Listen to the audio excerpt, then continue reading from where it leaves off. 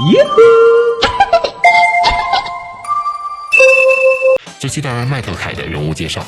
如果要评出一位火影中最能给人安全感的老师，我一定把票投给凯老师。虽然卡卡西的实力很强，人也很暖，重视同伴又自带主角光环，但碰到 BOSS 级别的对手时，总会提心吊胆，生怕像阿斯玛老师一样力不从心。但凯老师就不一样了，八门在手，人耳谁带，起码跟你同归于尽。除了实力，阿凯的性格也让人着迷，线条粗暴可爱，心中的阳光简直可以照亮火影中的一切黑暗，然后所有阴谋诡计在凯面前都会羞愧得无所遁形。很多故事中都会有一位头脑简单、实力爆强的角色，在火影里就是凯了。不过阿凯并非天才，事实上小时候凯也是一个吊车尾。当然了，鸣人和带土小时候也是吊车尾，但这两人都有至强的血统，翻身只是一瞬间。而凯是真正的一无所有，他的父亲叫麦特戴，万年下人，一直都没通过中等考试。他的家族能查到的只有他和他爸两人，他的师傅也是籍籍无名，尾兽更是不可能有，也不像自来也有亮木山的奇遇，连忍者学校招生都不幸落选，这样的路人配置简直令人绝望。直到有一天，他的父亲突然跟他说：“孩子，我教你一招八门遁甲。”调侃归调侃，其实凯的实力并不全靠八门。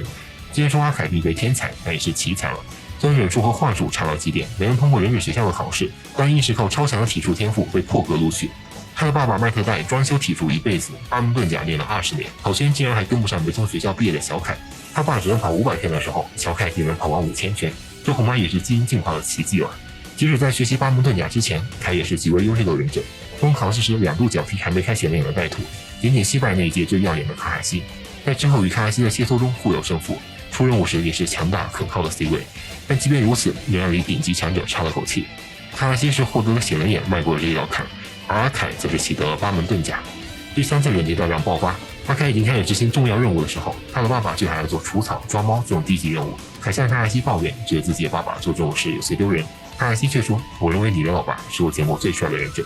一天夜里，麦特戴把凯叫出来，对他说：“已经是一个优秀的忍者了，我能为你做的只有一件事。”说着，向他展示了八门遁甲。我每天坚持修炼，花了20年的时间，才终于掌握这唯一的一招，这也是我唯一能够教给你的招式——八门遁甲之阵。阿凯震惊了，一直以为自己的爸爸只是个平平无奇的下人，没想到竟是世上唯一一个完全掌握八门遁甲，能够开启最后一道门死门的人。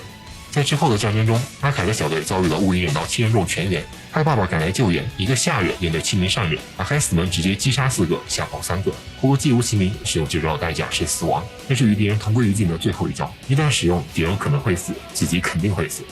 不过八门遁甲的威力并不是一个定值，这个技能的原型是以倍数放大使用者的实力，原本的实力越强，八门遁甲的威力也就越大。他的父亲虽然能够开到死门，发挥100倍于自身的实力，但基础较弱，只能打死忍道7人中的4人。而凯最后开死门时，实力评价是超越无影数十倍的力量。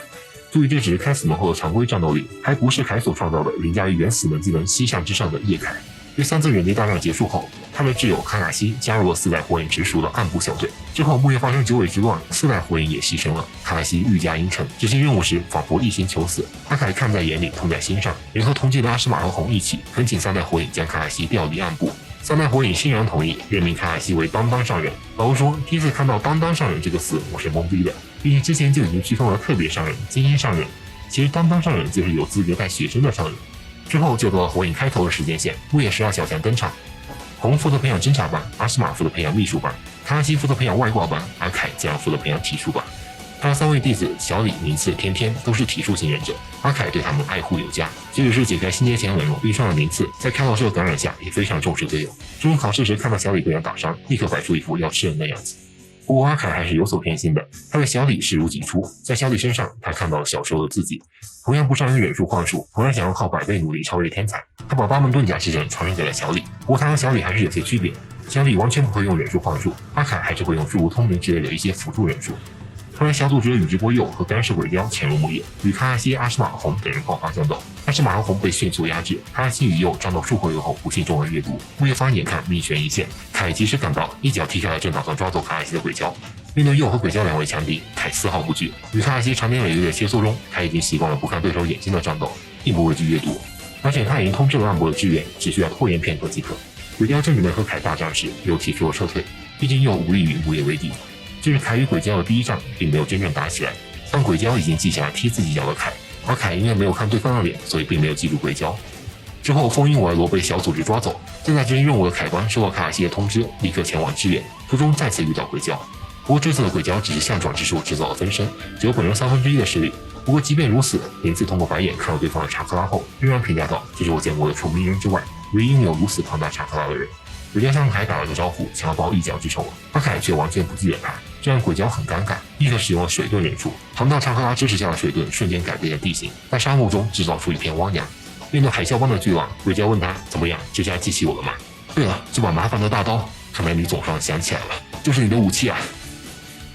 仅靠1/3实力与凯关4人作战，鬼鲛也难以应付，于是依靠交机牵制了凯片刻，使用水遁针和水老鼠一举困住了3人，需要处于凯1对1的局面。凯使用双截棍战斗，但显然普通的武器和名刀交击还是有很大差距，双截棍难以抵挡鬼鲛的劈砍，被击入水底。在水中，阿凯行动受到了很大的限制，鬼鲛立刻使用拿手技水遁50交，在5条查克拉交叉的围攻下，阿凯难以浮出水面，而且即使对他们造成破坏，也能很快复原。看来仅凭这种状态无法战胜对手。凯无奈地笑了笑，使出了8门遁甲，直接开到第6道门进门，瞬间爆发了巨大能量，直接把一壶水烧成开水，那几条鲨鱼也被瞬间蒸发，强大的气浪逼开水体，制造出真空，这也是观众们第一次见到6门状态。之前小李与我逻辑战士的极限也只开到了第5道门入门。接下来就是凯单方面的表演了，仅仅是一个分身的鬼鲛面对6门凯不堪一击，被6门状态的装手技嘲孔雀直接击败，鬼鲛的相撞之术被解除。看着地上的陌生面孔，阿凯确定这个男人我果然不认识。使用8门遁甲会给身体带来巨大的负担，之前小李开完5门后直接瘫倒无法动弹，而开完6门的凯却还能继续赶路，只是略显疲态，直接撞到树上。可见6门对于凯来说可以算是常规作战方式，这种状态的凯已经能打败大部分敌人了。后来轰轰烈烈的配音入侵事件发生，而凯邦正好在外执行任务，等到返回村的时，仗已经打完，木叶变成了一片废墟。不少观众感到可惜，纷纷猜测，如果当时凯在木叶，一脚就把佩恩踢死。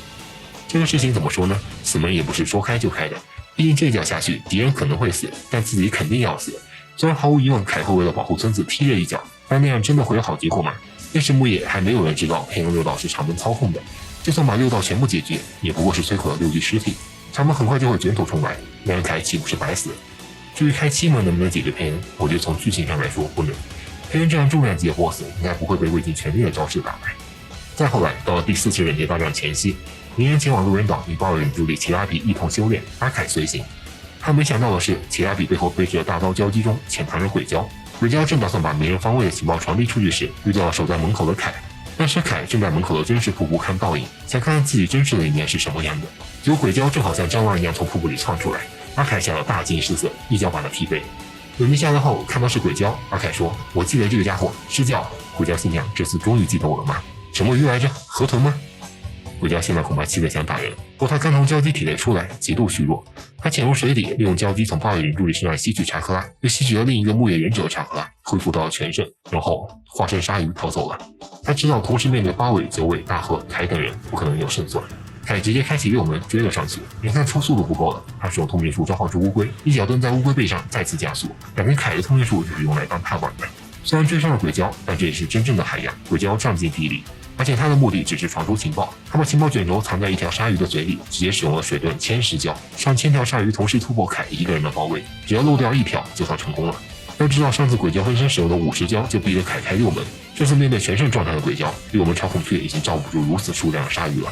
于是阿凯开启了第7道门金门，气浪甚至避开海洋，他使用了7门的招手技咒虎。面对这被凯称为一击必杀之拳，鬼鲛也使用了压箱底的大胶弹之术。这个术可以吸收对方忍术查克拉，对方忍术威力越强，这个术越能加倍奉还，可谓拼装神技。但很可惜，凯的咒虎虽然看起来像是巨大查克拉所形成的忍术，但事实上只是将力量集中于一点而挥出了一拳，只因速度太快，力量太强，所形成的风压竟然声势浩大如斯。结果原本有着吸收查克拉功能的强大忍术，因为这一拳完全无效，像纸一样被轻易突破。鬼鲛被咒虎正面击中，冲击波瞬间摧毁了上千条鲨鱼，暴乱的气流袭遍了整个岛屿。躺在地上的鬼鲛不解地问：覆盖在你身上的蓝色气焰，难道不是查克拉外衣吗？这是我身体的热量所蒸发出的汗水。鬼鲛这才意识到自己选错对手。最后上传毒性的木叶忍者青叶，然后从鬼鲛的脑海中提取小组的情报。为了不泄露同伴的秘密，鬼鲛选择自杀。忍者的价值是由他的死来决定的。阿凯注视着这个令人肃然起敬的敌人，说道：当时鬼鲛，我会一辈子记住你的。然而那个情报卷轴被鬼鲛施加了限定，虽然已经生死，但他还是把鸣人的情报传递了出去。之后第4次忍界大战正式打响，阿凯与鸣人、卡卡西、奇拉比4人在最前线战场，直接与敌方的统领带土交战。可是战况不断变化，灰度转生的宇智波斑和木叶仙代司令陆续加入战局，前线战场扩大为大混战。接着石尾诞生，带土化身人柱力召唤出神术，好不容易嘴遁带土成功，斑又完全复活。本来灰度转生的斑就已经强到发指，只有千手柱间能够勉强压制。复活后的斑更是吸收了柱间的仙术产和海，并亲自抓获9只尾兽，召唤出完全体的石尾。开启6道模式的斑比之前的带土更强，轻易的杀死了9位仙人模式下的鸣人和刚刚从柱间那里继承那个术的佐助。此时的6个斑无疑是忍界最强者，任何忍术都对其无效，其他人别说与他战斗了，恐怕一招都走不过。只有仙术和纯粹的体术能对他造成伤害。这时轮到凯出场了，面对如此强敌，凯直接打开了第7道门，斑却轻蔑的笑了笑，蓝色真气，居然不是红色的，我可真是被看扁了。按理说7门状态凯已经不是人类的速度，但斑竟然能够在速度上轻易避开凯的攻击。凯使用了咒护，但斑只是被击退了一段距离，而凯却被击倒在地。如果不是小李及时把他拖走，险些直接身亡。凯意识到面对这样的敌人，拼上性命还远远不够，必须直接舍弃生命才能创造一线可能。凯终于打开了最后一道门，死门。血液渗出皮肤，蒸腾为红色真气，木叶的苍狼猛兽从此消失，化身为刹那间的红色猛兽。这有8门全开时特有的血真气吗？斑终于感到了好奇，他也从没见过完整的8门遁甲，看起来也没什么了不起的，就像秋天飘零枯萎的落叶一般。斑故作镇定，你说的没错，但我不会白白凋零，我还会化作新生绿叶的养分。说完，凯使出了8门专属技西向。斑的求道玉西杖虽然挡住了这一击，但仍然被巨大的力道打入地里。凯正打算打出第2拳时，手臂的骨骼突然皲裂。维罗奇怪地问为什么凯不继续进攻。卡海西说，8门全开的力量超越无影数十倍，连凯的身体都无法负载4门的力量。但他很快就适应了疼痛，接下来的就是西向5连击。卡海西和4代火影等人也商讨了4保1的对策，这时凯动手了，他直接踏空而行，西向打出了连续风压，甚至把斑锁定在空中无法动弹。斑只好用求道玉把自己整个包裹起来，并向凯发射了4枚求道玉。4代火影用飞雷神转移了斑的进攻，他还是用神威撕开了求道玉的护罩，凯一拳直接打中斑的肾，恐怖的力道甚至击碎了求道玉。但即便受到如此重击，斑却只是吐了几多血。没想到8门全开的西向打在斑的身上，竟然只能造成轻伤。斑狂笑道：“自打铸剑以来，我还从来没有如此兴奋过。你还能起舞吗？没有别的招式了吗？”我和斑此时心里可能还是有点虚的，没想到凯真的还有一招，是连小李都没有听过，更没有人见过。凯所自创的死门绝技夜凯，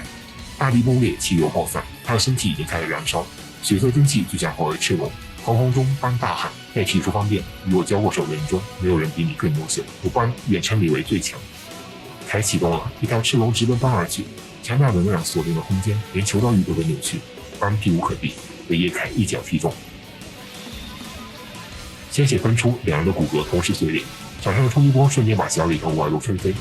烟雾散去，凯的身体已经被热量烧焦，而斑的半个身体都被踢没了。但很可惜，6道模式下的斑有着几乎无穷的自愈力，只要没有被完全毁灭，也可以迅速再生。而凯只是人类之躯，以生命为代价的一脚，仍然没有击败斑。但凯为鸣人和佐助的复活争取了时间，即将灰飞烟灭时，获得6道仙人之力的鸣人复活归来，用阳盾之术向他躯体注入生命力，救下了凯。这一仗是凯一生仅有一次的巅峰，自此被观众广泛称之为凯皇，我觉得名副其实。在那个时刻，凯的确是除了斑之外最强的一个人。而且最恐怖的一点是，凯的实力在剧中从来没有进化过，也就是说一开始凯就已经有了这样的底牌。所以看到某个很强的忍者出场时，总会有人说阿门凯一脚踢死之类的，的确是有道理的。不过不要忘了，这一脚下去自己也会死，只有在真正有意义的时刻才能出这一脚，正如麦特拜传承给凯，凯传承给小李的忍道一样，盲目使用这招只是与敌人两败俱伤罢了。如果当年跟佑或者培恩的几具尸体同归于尽，根本算不上胜利。而与斑那一仗虽然没有击败对方，但却为拯救世界争取了时间，反而能算胜利。这也是火影里的一个主旨，忍者的价值是由他的死来决定的。